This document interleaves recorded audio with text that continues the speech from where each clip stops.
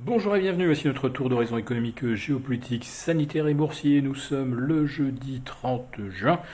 Et pour comprendre comment fonctionne la planète finance, et lorsqu'elle fonctionne en mode arbitrage, c'est sur la bourse au quotidien et nulle part ailleurs. L'épisode du jour s'intitulera Et les banques centrales n'ont pas fini de nous rassurer. Nous avons probablement assisté à un quatrième record absolu consécutif sur le S&P 500 et sur le Nasdaq pour terminer donc le premier semestre en beauté. Et pour s'assurer un final au champagne, un feu d'artifice, eh bien manifestement les gérants américains viennent faire un petit peu la toilette dans leur portefeuille de valeurs européennes. Ça fait déjà 3 jours que ça dure, 3 jours de repli, et ça a même pris un petit peu l'apparence d'un trou d'air ce matin pour le CAC 40, tombé un moment sous les 6500. Alors qu'on se disait que en ce 30 juin, pour finir en beauté, et verrouiller un gain de plus 20%, le CAC 40 allait probablement tenter de renouer avec les 6620, 6630.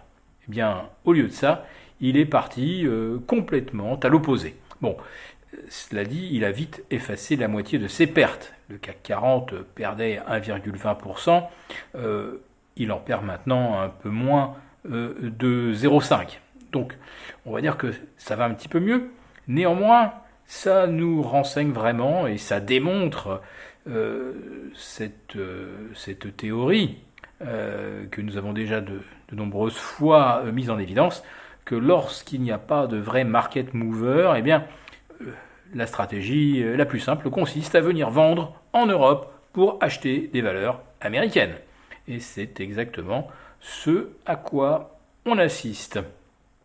On assiste également aujourd'hui au rebond des cryptos. Et le mécanisme, vous le connaissez également. Chaque fois que les taux se tendent, les cryptos corrigent. Et puis chaque fois que les taux se détendent, eh bien c'est l'inverse. Or, nous avons depuis le début de la semaine, là aussi, une détente des taux, malgré des chiffres extrêmement robustes sur la confiance au plus haut en Europe depuis 21 ans et confiance au plus haut depuis 2018 aux États-Unis, d'après l'enquête de l'Université du Michigan. Donc, qu'est-ce que les banques centrales pourraient dire de plus pour nous rassurer? Parce que c'était ça le titre, les banques centrales n'ont pas fini de nous rassurer. Eh bien, elles sont en train de nous expliquer que, tel qu'il fonctionne aujourd'hui, le système ne peut plus connaître aucun accroc à la baisse, parce qu'en fait, les quantités d'argent disponibles seront toujours suffisantes pour faire face à des chocs exogènes. On vient de faire donc un stress test aux banques américaines. Elles sont évidemment toutes passées comme d'habitude l'examen haut la main et avec mention. Donc quand une banque centrale vous dit que le système financier et les banques sont parés même pour un choc exogène, ça veut dire qu'il n'y a en fait plus jamais de choc endogène. C'est-à-dire que les marchés ne corrigent plus jamais. Que quelles que soient les valorisations, et pour beaucoup de titres de la tech, le niveau de valorisation a doublé en un an. Pas seulement le cours, je parle bien du niveau de valorisation d'avant la crise. C'est-à-dire que vous prenez les GAFAM du mois de février 2020, avant qu'elles plongent, vous regardez aujourd'hui combien elles se payent, presque le double. Et vous prenez des technos comme AMD, Nvidia, Qualcomm, etc. Là aussi, nous avons des multiples de capitalisation qui ont doublé. Eh bien, les banques centrales nous expliquent que là, il n'y aura plus d'ajustement, plus de correction, qu'il y aura toujours en fait un acheteur si jamais le marché devait connaître un épisode de doute, même passager.